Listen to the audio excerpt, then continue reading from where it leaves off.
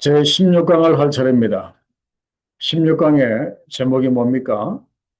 공의로 통치하시다 라는 제목으로 말씀을 함께 보도록 하겠습니다.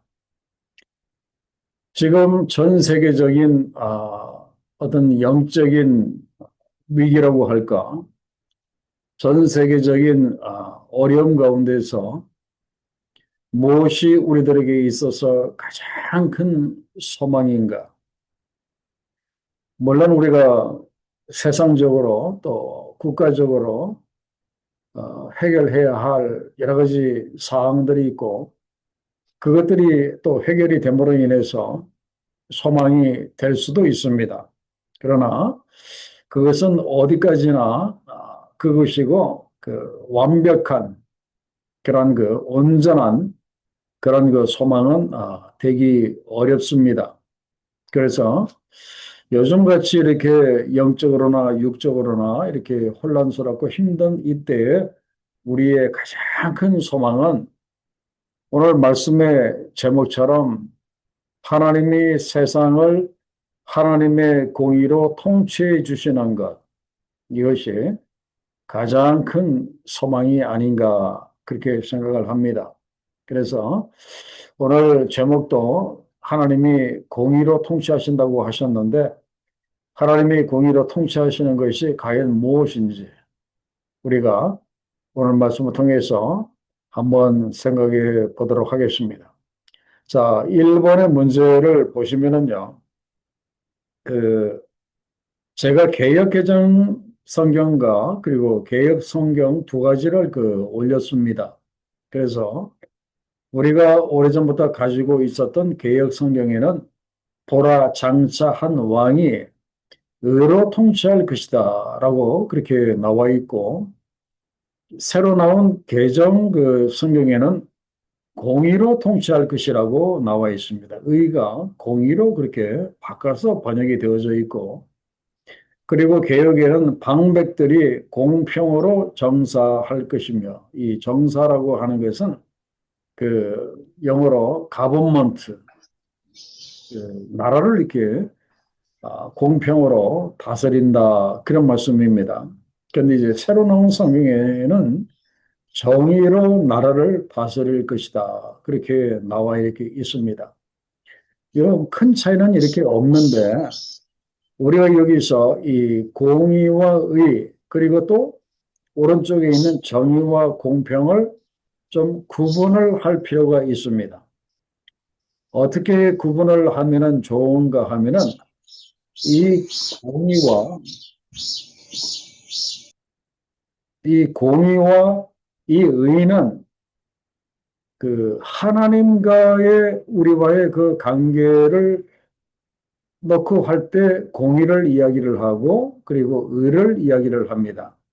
하나님과 우리 사이, 하나님과 세상 사이를 놓고 이야기할 때 공의와 의를 이제 이야기를 하는데 자 그러면은 하나님과 우리 세상 사이라고 했습니다. 그러면 하나님의 공의가 세상에 나타나게 된다고 뒤에 이제 이사야서 말씀에 나오는데 세상에 하나님의 공의가 나타나게 되면은 그것이 무엇을 이야기를 하는가 하면은 이렇게 이해를 하시면은 좋습니다. 뭐냐 하면은 불의가 판치는 세상에 하나님의 의로움이 개입되기 시작하는 것. 이것을 하나님의 공의가 나타난다. 그런 말입니다. 불의가 판치는 세상에 하나님의 의로움이 개입되기 시작한다. 불의가 판치는 세상을 하나님이 그냥 눈 감아 두지 아니하시고 그곳에 하나님의 의로움이 개입되기 시작을 한다. 그런 말입니다. 하나님이 손보기 시작을 하신다. 그래서 결국 이것은 심판의 그 모습으로 나타나게 됩니다. 그래서 이렇게 하나님의 의로움이 심판의 모습으로 나타나는 것이 바로 공이고 이것이 바로 의입니다. 그래서 우리가 십자가는 하나님의 공의가 나타난 곳이라고 이야기를 하잖아요. 하나님의 공의와 사랑이 함께 나타나는 것이 그 십자가인데 바로 그 십자가에 나타난 공의는 바로 그겁니다. 불의가 판치는 세상에 하나님의 의로움이 나타나셔서 세상을 심판을 하시는 거예요. 그렇다고 해서 사람을 다 죽일 수 없으시니까 그 대신 누구를 죽이시는 거예요? 세상 모든 사람들을 대신해서 자신의 독생자 예수 그리스도 그 아들을 이렇게 죽이시는 겁니다. 십자가에서. 이것이 바로 십자가에 나타난 공의다 그런 말씀이에요. 그래서 이 공의와 의를 이야기를 하실 때는 하나님과 세상과의 관계에서 이해를 하시면 좋아요. 그러면은 정의는 무엇이고 공평은 무엇인가? 이 정의와 공평은 사람과 사람 사이에서 이야기할 때 정의를 이야기를 하고 공평을 이야기를 합니다. 그래서 그 장차 한 왕이라고 하는 것은 바로 앞으로 오실 예수 그리스도 메시아를 이야기를 했고 그분은 하나님이시잖아요.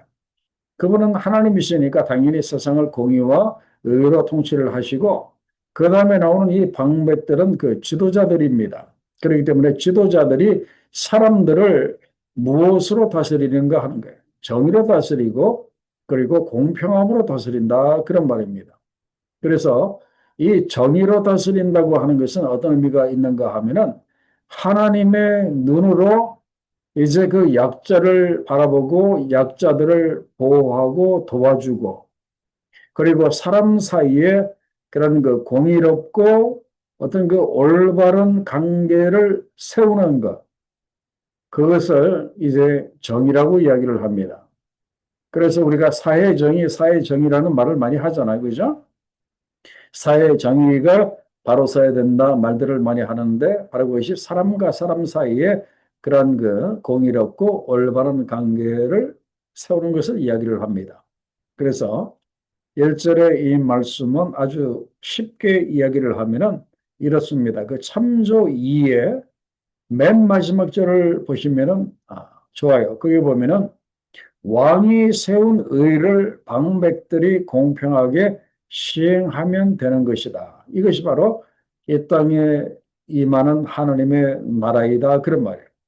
그래서 하나님 나라의 그 모습은 왕이신 하나님의 세우신 그 의를 방백들이 지도자들이 정의롭고 공평하게 시행을 하면은 바로 그것이 하나님의 나라가 이 땅에 이루어지는 것이다. 이제 그런 말입니다. 그래서 하나님은 이 땅에 하나님의 공의가 이제 나타나고 방백들이 정의로 공평으로 백성들을 다스리는 이런 그 일을 하기 위해서 누구를 보내셨는가 하면은 1절의 상반절에 나와 있는 한 왕을 보내셨다 그런 말입니다. 이 왕이 누구라고요? 초림하신 예수 그리스도이시고 앞으로 또 재림하실 예수 그리스도를 이야기를 합니다. 그래서 그 한 왕을 통해서 공의롭게 통치하시고 그리고 공평으로 다스리시면 세상이 어떻게 달라지는가 하는 거예요. 바로 그 2절과 3절과 4절의 그 말씀이 바로 요즘 우리들에게 필요한 이런 그 소망이에요. 그 왕이신 하나님이 또 통치자이신 메시아 예수 그리스도가 그래서 2절 상반절에 보면은 그 사람은 그랬습니다. 이 그 사람이 바로 통치자 메시아 예수 그리스도를 이야기를 하는데 그분은 어떤 분과 같다고 했습니까? 그분은 우리들에게 있어서 우리가 강풍을 피할 수 있는 곳이다. 그런 말입니다. 그분의 품 안에 들어가면은 세상의 강풍을 우리가 피할 수가 있고, 그리고 또한 세상의 엄청난 장대비와 같은 그런 그 폭우를 우리가 견딜 수 있는 그 같이 그렇게 될 것이고, 그리고 우리가 그분 앞에 있으면은 마른 땅에 냇물 같을 것이며, 참 심령이 우리가 공부하고 마른데 우리가 그분 안에 있으면은 그 영생수, 생명수를 우리들에게 주심으로 인해서 우리의 심령이 더 이상 마르지 아니할 것이고, 그리고 공비했던 내 심령이 마치 큰 바위 그늘 같이 그렇게 될 것이다 그런 말입니다. 그래서 그 곤비한 땅에 큰 바위 그늘 같기 때문에 우리가 그분 밑에 들어가면은 뜨거운 태양으로부터 우리가 보호를 받을 수 있다. 그런 말입니다. 그리고 또한 3절에 보면은 우리가 영적으로 또 놀라운 변화가 일어나게 됩니다. 그 보는 자의 눈이 감기지 아니할 것이요. 그러니까 우리가 영적으로 눈을 뜨게 된다 그런 말입니다. 그래서 영적으로 눈을 떠서 이 땅에 이루어지는 하나님의 그런 그 나라를 우리가 보게 된다 그런 말이고, 그리고 듣는 자가 귀를 기울일 것이며 그 메시아이신 예수 그리스도를 통해서 우리의 영적인 기도 열려서 그 하나님의 말씀을 이제 우리가 계속해서 이제 그 귀를 기울이게 그렇게 된다 그런 말입니다. 그리고 사절에 보면은 조급한 자의 마음이, 참 우리는 이 세상에 이렇게 살아가면서 마음이 조급하죠. 굉장히 조급합니다. 그죠? 이런 그 우리의 그 마음이 무엇을 깨닫게 된다? 하나님의 놀라우신 지식을 우리가 깨닫게 되고, 그리고 또한 어눌한 자의 혀가, 우리의 그 어눌한 그런 그 혀가 민첩해서 말을 분명하게 할 것이다. 그렇게 나와 있습니다. 여기서 우리의 혀가 민첩하여 말을 분명히 하게 될 것이라고 하는 것은 이제는 우리의 혀가 민첩해져서 세상에 나가서 예수 그리스도의 복음을 아주 민첩하게 아주 그 분명하게 우리가 당당하게 전하는 그런 그 날이 올 것이다. 이제 그런 말입니다. 그래서 이걸 이렇게 보면은 이 땅에 한 왕이신 예수 그리스도가 오셔서 그분이 공평과 의로 통치를 해주시고, 그리고 방백들이, 백성의 지도자들이 정의와 공평으로 나라와 국민들을 다스려 주시면 이렇게 2절로부터 4절까지의 이런 그 놀라운 은혜의 이런 이 역사들이 우리 가운데 일어나게 된다. 참 이제 그런 말입니다. 그래서 우리가 참 기다리고 기다리는 분이 바로 이분이십니다. 하나님의 공평과 하나님의 의로 세상을 통치해 주실 그 만왕의 왕이신 예수 그리스도, 참 그분이 다시 오셔서 이 세상을 다스려 주시면 얼마나 이렇게 좋을까. 참 우리의 그런 그 간절한 소망이 바로 여기에 있음을 우리가 알게 되고, 그래서 우리가 뭘 위해서 기도해야 되겠습니까? 이 세상의 공의와 하나님의 의로 통치해 주실 예수 그리스도가 다시 만왕의 왕으로 재림해 주시기를 우리가 간절히 소망하고 우리가 기도해야 한다. 그런 말씀이에요. 자, 그러면 2번의 문제를 봅니다. 2번에 그 이사야 32장 9절로부터 12절까지의 말씀을 이렇게 보면은요. 그 어떤 사람들에 대한 그 경고의 말씀이 쭉 나오는가 하면은 9절에 보면은 너희 안일한 여인들아 그렇게 말씀을 하고, 9절 하반절에 보면은 너희 염려 없는 딸들아 그렇게 말씀을 하시고, 10절에 너희 염려 없는 여자들아 그렇게 말씀을 하시고, 11절에도 보면은 너희 안일한 여자들아 그렇게 말씀을 하시고, 그리고 11절 중반절에 보면은 너희 염려 없는 자들아 그렇게 말씀이 계속 그렇게 나옵니다. 그죠? 그래서 이 사람들은 도대체 누구를 두고 그렇게 그 이야기를 하고 이렇게 있는가? 이 말씀들에 보면은 아니라다 그리고 염려 없다라고 하는 것은 세상이 전혀 염려할 것이 없어서 염려를 하지 않는 것이 아니라 세상은 온통 힘들고 어렵고 그다음에 나라가 그런 그 아수르의 그런 그 위협 가운데서 풍전 등화와 같이 힘들고 어려운데 전혀 그 상황을 인식하지 못하고 걱정하지 아니하는, 걱정해야 되는데 걱정하지 아니하는 그 염려 없는, 염려를 하지 않는 이제 그런 그 사람들을 이야기를 합니다. 물론 이제 9절로부터 12절까지의 그 말씀에 구체적으로 여자들이라고 여인들이라고 좀 그렇게 나와 있어서 이 여성분들은 좀 그러겠지만은 이것은 꼭 여성분들만 아니라 남자들도 이렇게 마찬가지죠. 나라가 이렇게 힘들고 어려운데 그냥 안일 가운데 빠져 있고 나라를 위해서 염려하고 기도해야 되는데 그렇게 하지 않는 뭐 남자들 뭐 다 함께 그 이야기를 할 수가 있는데 이건 왜 우리들에게 이 말씀을 주시는가 하면은 자, 국가적인 위기 상황이 다가오고 있는데 나라에 위기 상황이 다가오고 있는데 그걸 위해서 염려하고 기도하지 아니하고 그냥 안일하게 지낸다면은 어떻게 될 것인가 하는 이제 그런 말입니다.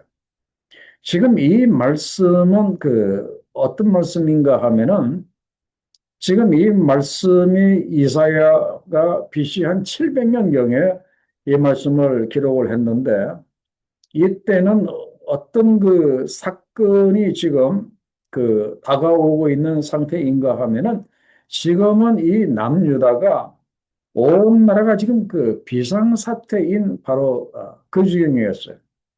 그것이 무엇인가 하면은 BC 701년에 701년입니다. 그때 유다의 왕이 히스기야 왕이었는데 히스기야 왕 제14년에 어떤 나라가 침공을 하는가 하면은 아수르가 북쪽에 있는 아수르 요즘으로 말하면은 이라크 미국하고 옛날에 이라크가 전쟁을 했었었죠. 이라크의 그런 전신이었던 아수르의 왕이었던 산헤립이라고 하는 자가 유다를 이제 곧 침공을 하는 아주 심각한 위기 가운데 있었어요. 그래서 유다가 언제 망할지 모르는 그런 위기 가운데 있었었고, 그리고 군인들은 두려워하고, 그리고 군인들은 자기네들을 살려달라고 그렇게 울부짖고 있는 그런 상황에서 사람들이 전혀 위기의식이 없고, 그냥 전혀 그렇게 아무 생각 없이 그렇게 지나면은 어떻게 되겠습니까? 그냥 나라가 이렇게 망하는 것은 시간 문제이기 때문에 뭐라고 말씀을 하시는가 하면은 11절 하반절에 보면은 배로 허리를 동일지어다 그렇게 말씀을 하십니다. 이 배로 허리를 동인다고 하는 것은 회개하라 이제 그런 말입니다. 회개하라. 그 멋있는 옷을 벗어버리고 이 배옷을 입고 그다음에 자기 머리에다가 이 재를 이렇게 바르고 그죠? 그리고 배로 허리를 그렇게 동이고 이제 회개하라. 그렇게 말씀을 이렇게 하고 그렇게 있는 겁니다. 그렇기 때문에 다음 질문을 보시면은 여자들이 제 역할을 못하면 도성과 성읍은 어떻게 됩니까? 물론 남자들도 포함이 된다고 제가 말씀드렸어요. 그러면은 나라의 그런 위기가 다가오고 있는데 염려하지 않고 그냥 안일에 사람들이 빠져 있게 되면은 어떻게 되는가 하면은 13절에 보면은 딱 금방 그것이 나타나게 된다 그런 말이에요. 내 백성의 땅에 가시와 찔레가 난다 그런 말이에요. 당연히 가일나무에 가일이 열리고 곡식이 자라야 되는데 이 가시와 찔레가 땅을 뒤덮어 가지고 전혀 곡식이 자라지 못하는 그런 그런 일이 벌어지게 되고 그리고 희락의 성업 기뻐하는 모든 집에 이제 그런 것들이 날 것이다. 가시와 찔레가 나서 희락의 성업 기뻐하는 모든 집이 반대의 상황으로 이제 막 슬퍼하고 괴로움을 당하는 그런 지경으로 바뀔 것이다. 그런 말입니다. 그리고 14절에 보면요. 궁전이 폐한 바가 될 것이다. 그러면 아름답고 으리으리했던 궁전이 마치 그냥 다 무너져 버린 그런 궁전처럼 그렇게 될 것이고 인구가 많았던 예루살렘 성읍이 사람이 없는 적막한 그런 예루살렘으로 이제 바뀌게 될 것이다. 이제 그런 말입니다. 그러면서 오히려 사람들은 사라져버리고 이스라엘의 예루살렘에 이 들나귀들이 그냥 떼지어 이렇게 다니고 그것이 그냥 양떼를 먹이는 그냥 초장으로 그렇게 바뀌게 될 것이다. 이제 그런 말입니다. 그래서 이거는 한마디로 사람들이 제 역할을 하지 못하면은 제대로 되는 것이 하나도 없고 사람들이 이제 그 땅이 황폐하게 될 것이다. 이제 그런 말이에요. 자, 우리가 이제 여기까지는 이제 충분히 이해가 되는데 왜 하나님은 구체적으로 이사야를 통해서 9절에 여인들이라고 분명히 이야기를 했고 그리고 9절에 염려 없는 딸들이라고 이야기를 했고 10절에 염려 없는 여자들이라고 이야기를 했고 11절에 너희 아니란 여자들아 이렇게 네 번씩이나 왜 여자들이라고 그렇게 여인들이라고 이야기를 했는가 하는 거예요. 그거는 왜 그렇게 하셨을까? 곰곰이 그 생각을 해 보니까 그 여자들의 그 역할이 그 나라라든지 아니면 영적인 세계라든지 아니면 교회에서든지 이 여자들의 역할이 그때나 지금이나 굉장히 그 중요하다고 하는 이 사실을 우리가 여기서 그 생각을 할 수가 있어요. 그래서 그 여성분들이 철저하게 자기네들의 그 안위를 회개하고 하나님 앞에 바로 설 때에 그 시대는 희망이 있다. 그렇게 말씀을 드릴 수가 그 있어요.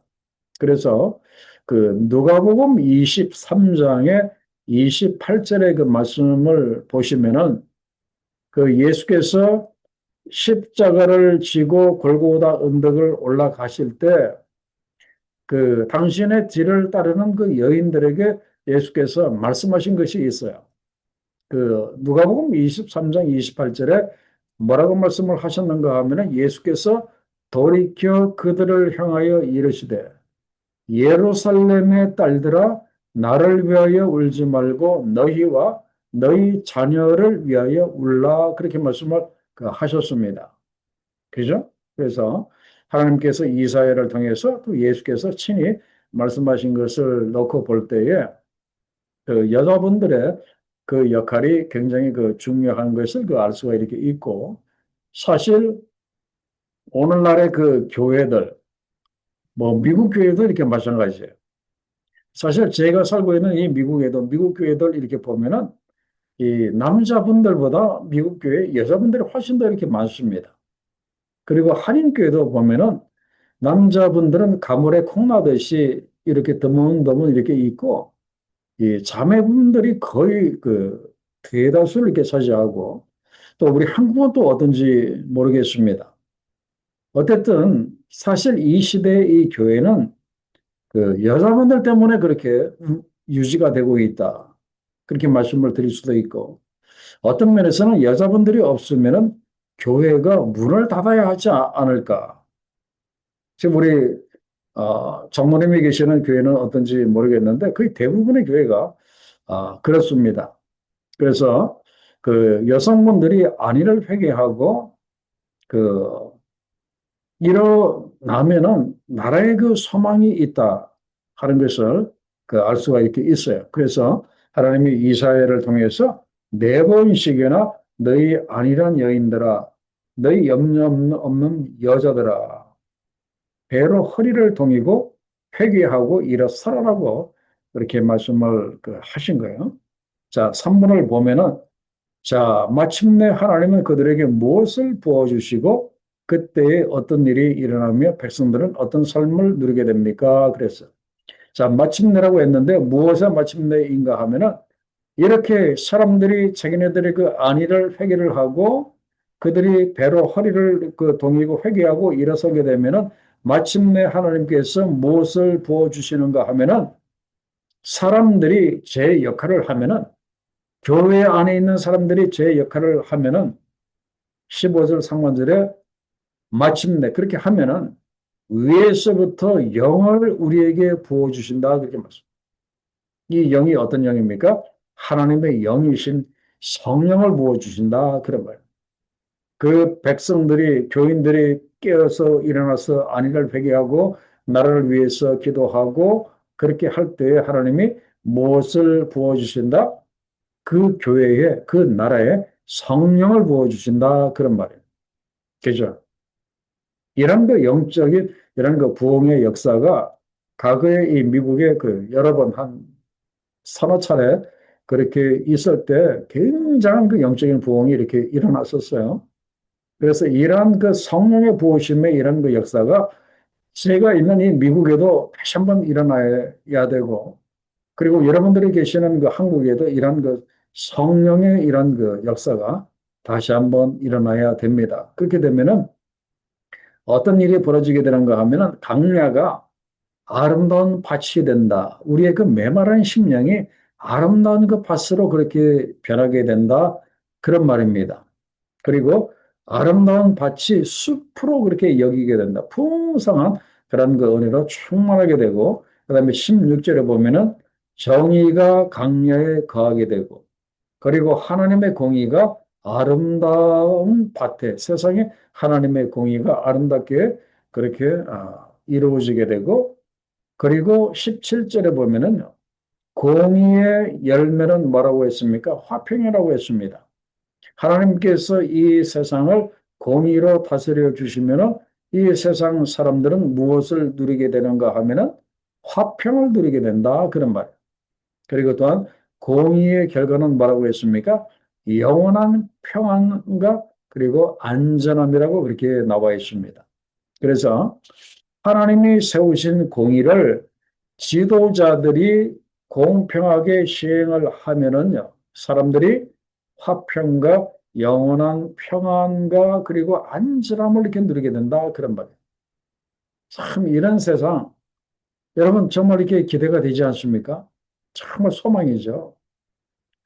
정말 요즘 사람들이 다스리는 이 세상에 과연 이런 일이 일어날지 참 의문이 되는데, 그러나 만왕의 왕이신 예수께서 다시 재림을 하시고 그분이 하나님의 공의로 세상을 공평하게 이렇게 통치하시면은 우리가 화평과 평안과 그리고 안전을 우리가 당연히 누리게 됩니다.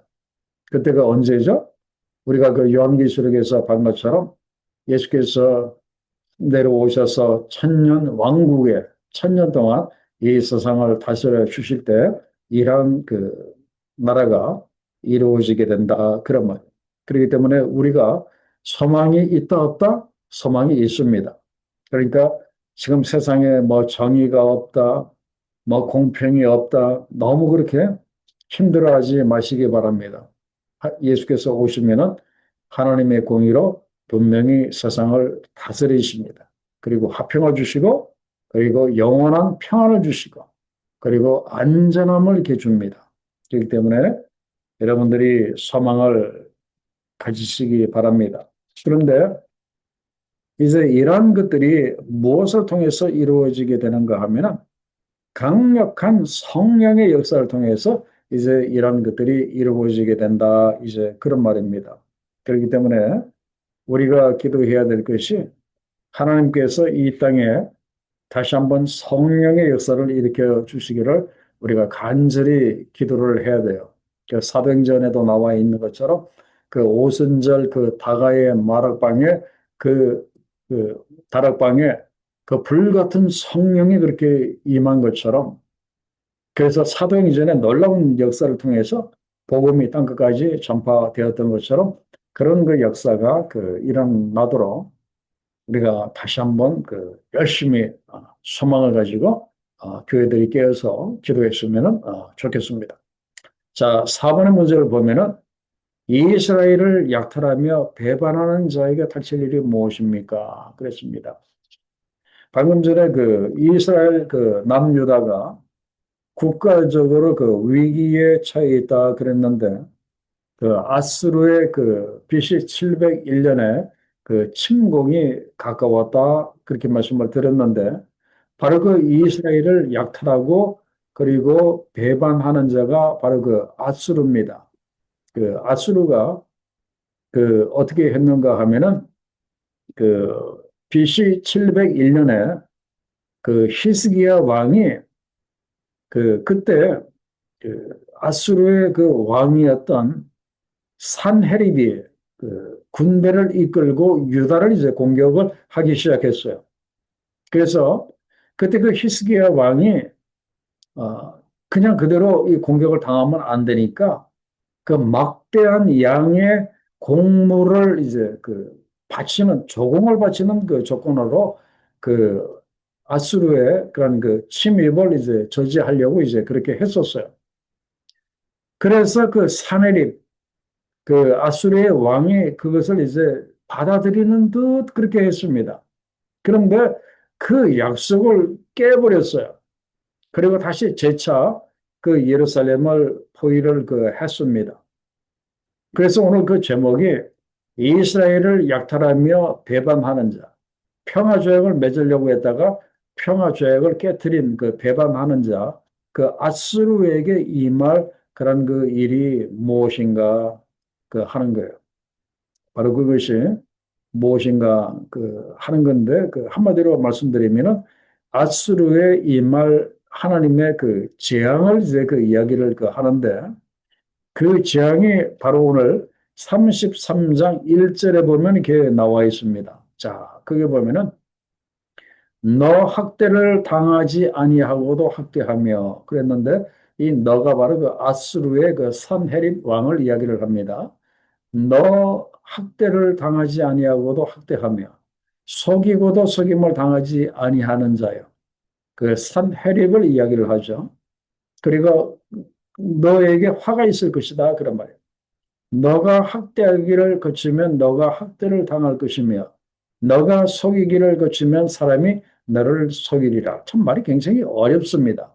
그런데 이걸 이제 그 다른 버전의 그 성경을 보면은 이렇게 나와 있어요. 너 멸망시키는 자여 그랬습니다. 산헤립을 이야기합니다. 너 멸망시키는 자여 너는 멸망할 것이다. 멸망을 당할 것이다. 그런 말이죠. 너 배반하는 자요. 분명히 그 조공 계약을 맺기로 했는데 그쪽에서 먼저 배반을 했잖아요. 너 배반하는 자요. 그들이 배반할 것이다. 세상이 너에게도 똑같이 배반을 할 것이다. 그런 말이고, 내가 너를 치겠다고 말씀하십니다. 내가 하나님이 아수르를 치시겠다 그렇게 말씀하시고, 그리고 내가 너의 속이는 것을 잊지 않겠다 그렇게 말씀을 하십니다. 세상 유다를 속이고 다른 나라들을 속인 그런 그 속이는 너의 죄를 내가 잊지 않겠다. 반드시 내가 갚아주고 내가 반드시 심판을 하겠다. 이제 그런 말입니다. 그래서 결국 그 아수르는 이제 망하게 됩니다. 하나님에 의해서 그 아수르가 이제 망하게 이렇게 되죠. 그렇게 힘들고 어려운 이런 그 위기 가운데서 그 이사야가 기도합니다. 자, 2절에 볼까요? 뭐라고 기도합니까? 여호와여 우리에게 은혜를 베푸소서. 참 중요한 기도입니다. 국가적으로 개인적으로 참 힘들고 어려움이 처했을 때 가장 중요한 기도가 뭐겠어요? 하나님 저에게 은혜를 베푸소서. 그죠? 하나님 은혜를 베푸시면 되잖아요. 여호와여 우리에게 은혜를 베푸소서. 그리고 또 뭐라고 기도합니까? 우리가 주를 앙망하오니 우리가 하나님을 간절히 기다리고 우리가 소망하오니 주는 아침마다 우리의 팔이 되어 주시며 아침마다 매일마다 우리의 힘이 되어 주시고 환난의 때에 우리의 구원이 되소서라고 그렇게 이사야가 간절히 그렇게 기도를 합니다. 그랬을 때 이사야가 어떤 비전을 보게 되는가 하면은 그 5절과 6절에 보면은 그 하나님의 그 비전을 보시는데 하나님께서 어떻게 자기네들에게 임하는 비전을 보는가 하면 5절을 볼까요? 여호와께서는 지극히 존귀하시니 그는 높은 곳에 거하시며 정의와 공의를 시온의 예루살렘에 충만하게 하심이라. 너의 시대에 평안함이 있으며 구원과 지혜와 지식이 풍성할 것이며 하나님의 구원과 하나님을 아는 지혜와 그 하나님을 아는 지식이 풍성하게 될 것이다. 그렇게 말씀을 하시고 여호와를 경외함이 너의 법이다. 하나님이 함께 하심으로 인해서 여호와를 경외하는 경외함이 그 이스라엘 가운데 그 예루살렘 가운데 충만함으로 인해서 그것이 너희들에게 보배가 될 것이다. 이제 그런 말이에요. 그래서 그 여호와를 경외함이 너의 보배라고 하는 뜻이 무엇인가? 한번 우리가 보도록 하겠습니다. 자, 여호와를 경외함. 자, 그 33장 6절에 하반절에 여호와를 경외하는 것이 분명히 우리의 그 보배, 보물이다. 그렇게 말씀을 하고 이렇게 있고 시편 말씀에서는 여호와를 경외하는 것이 모든 세상 지혜의 근본이라고 이렇게 말씀을 하십니다. 그래서 여호와를 경외하는 자는 참 지혜가 충만하게, 지혜가 풍성하게 된다 그런 말. 솔로몬처럼 그렇게 지혜로운 사람이 될 수 있다 그런 말. 여호와를 경외하면, 그죠? 그리고 또한 잠언 1장에서는 뭐라고 했어요? 여호와를 경외하는 것이 또한 지식의 근본이다 그런 말. 세상 모든 그 지식의 이 근본은 다 어디에서 나온다고요? 하나님을 경외하는 데에서부터 세상 지식의 모든 근본이 거기에서 나온다. 그런 말입니다. 그죠? 그리고 또 잠언 9장에서는 또 뭐라고 했어? 여호와를 경외하는 것이 지혜의 근본이다. 세상에 우리가 참 지혜롭게 살아야 되잖아요. 그 지혜를 우리가 어디에서 얻는가? 물론 사람이 나고 자고 자라면서 교육을 받고 그렇게 하면서 지혜가 생기기도 하지만 그러나 우리들에게 필요한 진짜 이 지혜의 근본은 어디에서 나오는가 하면은 우리가 하나님을 깊이 경외할 때 거기에서 나온다 그런 말입니다. 그래서 우리가 하나님을 경외하면은 지혜와 지식이 충만하게 되고 그것이 우리들에게 보배가 된다 이제 그런 말이에요. 그래서 이 유명한 명언을 제가 한번 찾아봤습니다. 그 요즘에 그 유명한 사람들이 이 경애에 대해서 한 말을 제가 한번 이렇게 찾아봤는데 그 여러분들이 잘 아시는 그 영국의 그 스펄전 목사님, 찰스 스펄전 목사님이 뭐라고 이야기를 하는가 하면은 하나님을 경외하는 사람은 아무것도 두려워하는 것이 없다 그랬어요. 하나님을 경외하는 사람은 세상이 두렵지 않다. 하나님을 제대로 경외하게 되면은 세상이 두렵지 않다 그런 말이에요. 그죠? 하나님을 제대로 경외하는데 세상이 두려울 것이 뭐가 있겠습니까? 스펄전 목사님이 그런 그 이야기를 했고, 그다음에 그 A.W. 토저, 이 토저 이 목사님이 유명한데 이분이 뭐라고 이야기를 했는가 하면은 우리가 하나님을 더 많이 알수록 우리가 하나님을 더 경외하게 된다 그랬어요. 이 이야기는 무슨 말인가 하면은 하나님을 깊이 알아가면 알아갈수록 우리가 하나님을 더 경외하게 된다 그런 말이에요. 그래서 여러분들이 하나님을 진짜 경외하기를 원한다면은 여러분들이 하나님을 많이 알아가셔야 돼요. 그러려면은 뭘 많이 묵상을 하셔야 된다? 하나님의 말씀을 많이 묵상을 하셔야 돼요. 왜 그런가 하면은 성경은 하나님에 대해서 온전하게 표현을 한 그런 그 책이기 때문에 우리가 하나님을 우리가 그 하나님을 많이 성경을 통해서 하나님을 많이 알아가면 알아갈수록 점점 하나님을 경외하는 것이 깊어지게 됩니다. 제가 요즘 체험하고 있는 것이 그거예요. 옛날에 비해서 이 하나님을 더 깊이 이렇게 경외하게 돼요. 경외하게 되는데 그것이 바로 하나님을 깊이 알아갈수록 그렇게 된다. 그 A.W. 토저가 그런 말을 이야기했고요. 그 다음에 그 어떤 분이 이런 그 이야기를 했어요. 하나님을 경외할 때 뚜렷하게 나타나는 현상은 그 어떤 것도 두려워하지 않게 되는 것이다. 반대로 주를 경외함이 없는 삶은 매사에 자기중심적이 되어 염려 가운데 빠지고 또한 사람들을 두려워하게 된다.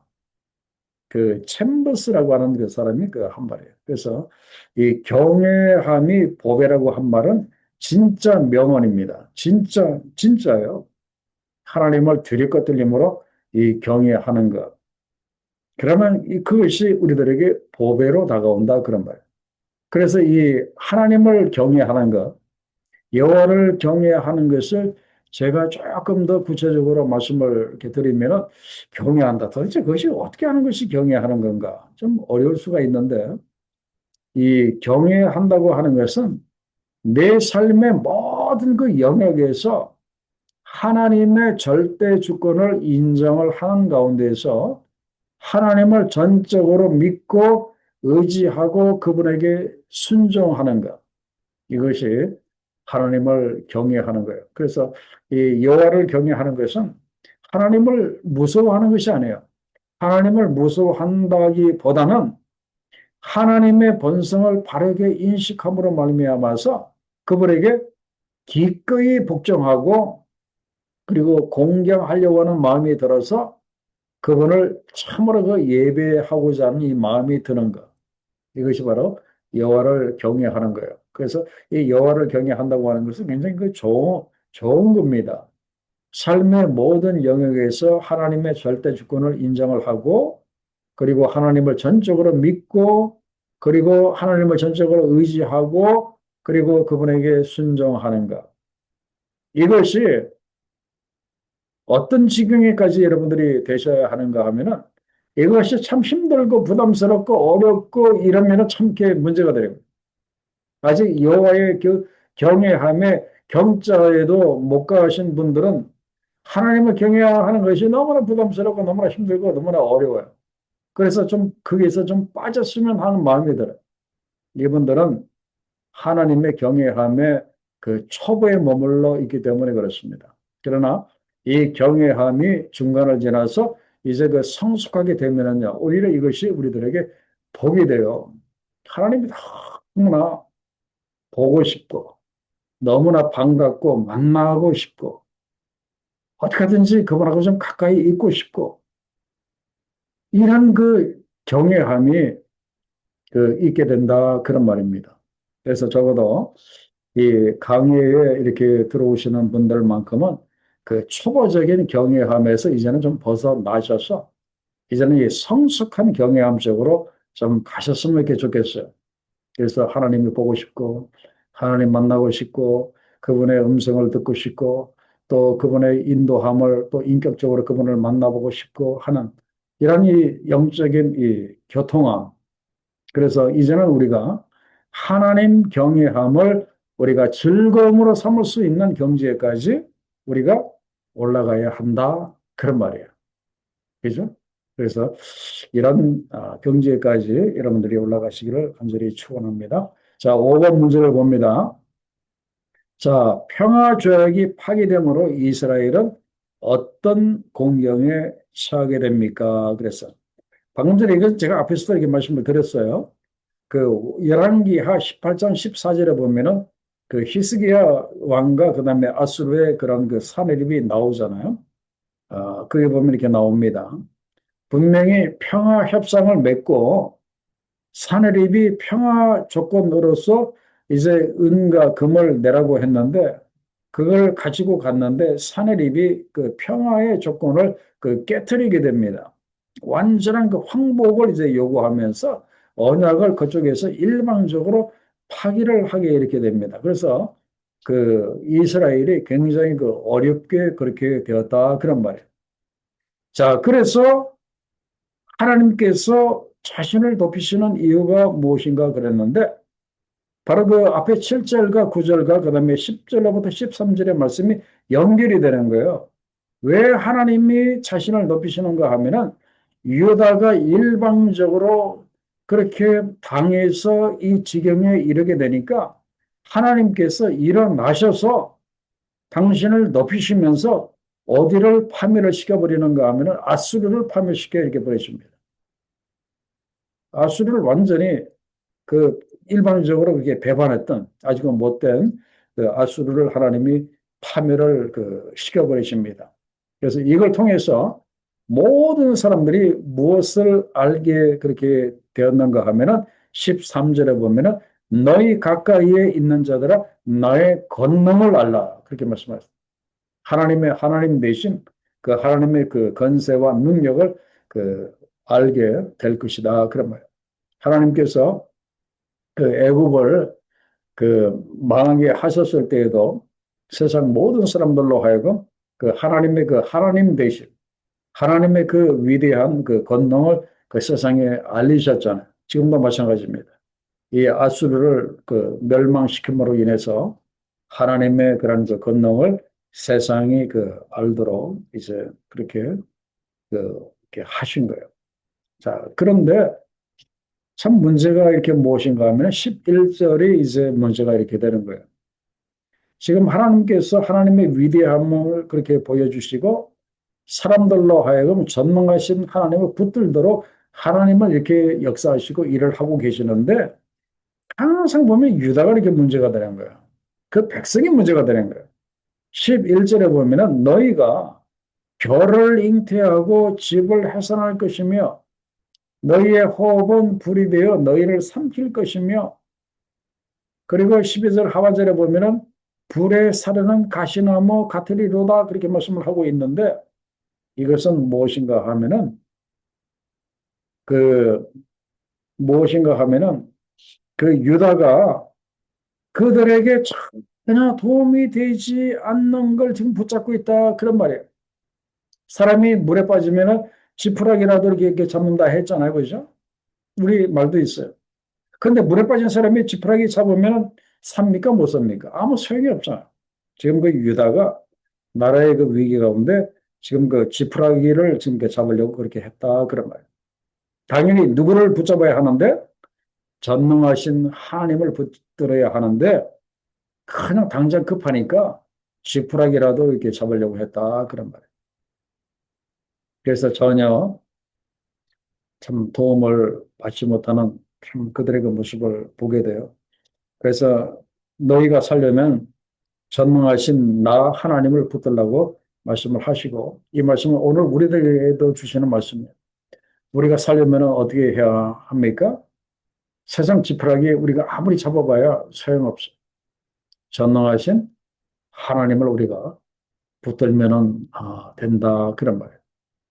그리고 하나님이 이렇게 역사하실 때 우리가 하나님께서 어떤 사람과 함께 하시는가 하면은 다음 문제를 보시면은 14절로부터 16절에 보면은 하나님이 이런 사람들과 함께 하십니다. 오늘 이 시대 하나님이 원하시는 사람들이 15절에 보면은 오직 공의롭게 행하는 자, 정직히 말하는 자, 토색한 재물을 가정히 여기는 자. 그러니까 남들에게 토색하지 않는 자, 재물을 그냥 속여서 빼앗지 않는 자들. 그리고 손을 흔들어 뇌물을 받지 않은 자. 어떤 사람이 뇌물을 가지고 왔어요. 손을 막 흔들어서 나 그거 안 받는다고. 그래서 그 뇌물을 받지 아니하는 자. 그리고 길을 막아서 피 흘리려고 하는 사람들의 끝에 아주 이상한 그 일을 그렇게 깨를 부려서 다른 사람을 상하게 하려고 하는 사람의 말을 아예 그냥 길을 딱 막고 안 듣는 사람. 그죠? 그리고 눈을 감아 악을 보지 아니하는 사람. 이런 사람들은 어디에 거하게 하신다? 높은 곳에 거하게 하신다.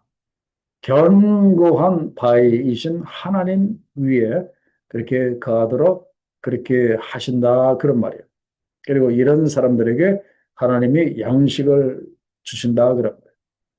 영육간에 필요한 양식을 주시고 그리고 그의 물은 끊어지지 아니할 것이다. 그 심령에서부터 끊어지지 아니하는 이 영생수가 솟아오르도록 이제 그렇게 하신다. 그런 말이에요. 자, 6번 문제 봅니다.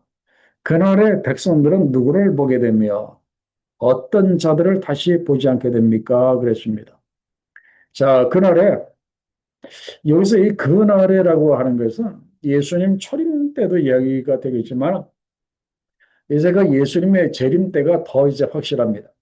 앞으로 이제 예수께서 언제 재림하실지는 우리가 연도상으로는 확실히 모르지만 예수께서 다시 재림하게 되면은 우리의 눈이 누구를 보게 된다?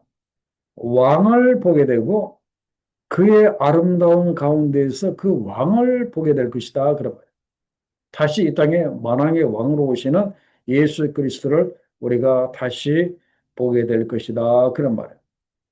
그리고 어떤 자들을 다시는 그 안 보게 될 것이다. 거기에 보면은 계산하던 자가 망대를 계수하던 자가 어디 있느냐? 강포한 백성 그리고 그 백성은 방언이 어려워 아수르 말이 굉장히 어렵다 그런 말이죠. 그래서 너가 알아듣지 못하며 말이 이상하여 깨닫지 못하는 자리라. 그 아수르를 너희를 힘들게 하는 아수르 나라를 너희가 다시는 보지 않을 것이다. 아수르가 완전히 사라져버릴 것이다. 이제 그런 말이에요. 자, 그리고 이제 마지막 질문이 중요한 거예요. 시온성은 어떻게 되며 그 가운데 거하시는 하나님은 어떤 분이신가 그랬습니다. 자, 20절에 보면은 우리 절기의 시온성을 보라. 이 시온성, 그리고 예루살렘을 이야기를 하는데 너의 눈이 안정된 처소인 예루살렘을 볼 것이다. 그런 말입니다. 그런데 그 예루살렘이 마지막에는 어떻게 된다고요?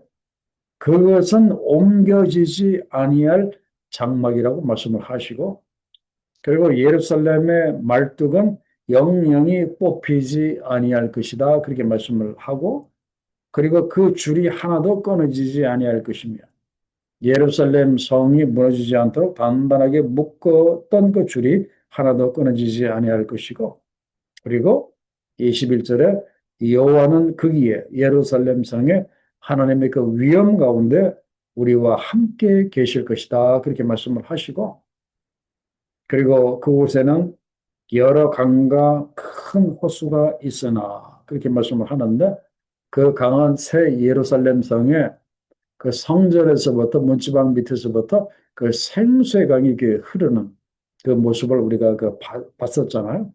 이제 그런 그 천년 왕국의 그런 그 모습이 앞으로 이제 그 우리 눈 앞에 이루어지게 된다. 그런 말씀입니다. 자, 그래서 결론 및 적용을 봅니다. 자, 결론 및 적용을 이렇게 보면은, 우리가, 무엇을 생각을 할 수 있는가 하면은, 자, 거기에 이렇게 보면은, 앞으로 예수께서 다시 재림하시게 되면은 그 세 번째 줄에 보면은 주님께서 우리의 재판관이 되어 주시고, 그리고 우리의 왕이 되셔서 우리를 구원하여 주신다. 그렇게 말씀을 하고 있고, 그리고 24절에 그 말씀에 보면은 24절 말씀이 참 은혜가 됩니다. 그 주민은 내가 병들었노라 하지 아니할 것이라. 거기에 사람 백성이 사죄함을 받으리라. 그렇게 말씀을 하고 있습니다. 그래서 거기에서는 아무도 내가 병들었다고 말하지 않겠고, 그리고 거기에 사는 백성은 다 죄를 용서받을 것이다. 이런 날이 예수께서 다시 재림을 하시면은 이런 날이 우리들에게 반드시 이루어지게 된다. 그런 말씀이에요. 그렇기 때문에 오늘 우리가 세상이 뭐 힘들고 어렵고 영적으로 뭐 그렇다고 우리가 너무 침체하고 너무 뭐 이렇게 부정적인 뭐 그런 생각할 필요 없습니다. 없어요. 우리가 누굴 바라보아야 되는가 하면은 장차 이 땅에 공의로 세상을 다스리실 하나님을 우리가 바라보고 우리가 그분을 경외하고, 그리고 우리가 그분을 깊이 알아가고, 그리고 하나님으로 그 만족해 하는 그런 그 삶, 하나님을 경외하는 것이 진짜 나의 즐거움인 그런 그 삶을 우리가 살아가면 된다. 그런 말씀이에요. 그러면은 현재적으로도 문제가 없고, 그리고 또 앞으로 진짜 하나님이 진짜 예수께서 우리를 다스려 주시면은 전혀 문제가 없는 그런 날이 온다. 그런 말씀이에요. 그렇기 때문에 우리에게 소망이 있다, 없다? 당연히 소망이 있습니다. 그래서 너무 힘들어하지 마시고 그 장차 오실 예수 그리스도, 장차 공의로 이 세상을 다스리실 하나님에게 소망을 두는 여러분들 다 되시기를 우리 주의 이름으로 간절히 축원합니다. 자, 기도하겠습니다.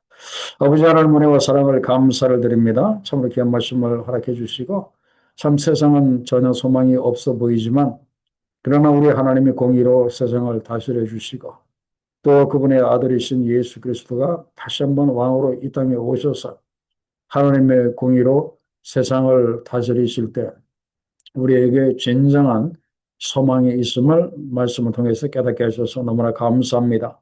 하나님, 그때를 우리가 소망하고 바라보면서 비록 현실이 영적으로나 여러 가지 또 우리의 삶이 힘들고 어렵고 소망이 보이지 아니할지라도 우리가 좌절하거나 우리가 낙담하지 않도록 주여 도와주시고 우리의 영적인 눈이 열려서 그때를 바라볼 수 있는 우리가 되게 하시고 또 영적인 귀가 열려서 늘 우리에게 말씀하시는 우리 하나님의 그 위로의 말씀을 우리가 끊임없이 들음으로 우리가 새로워지고 우리가 새로운 힘을 이제 늘 새롭게 하는 우리가 될 수 있도록 하나님 축복하여 주옵소서.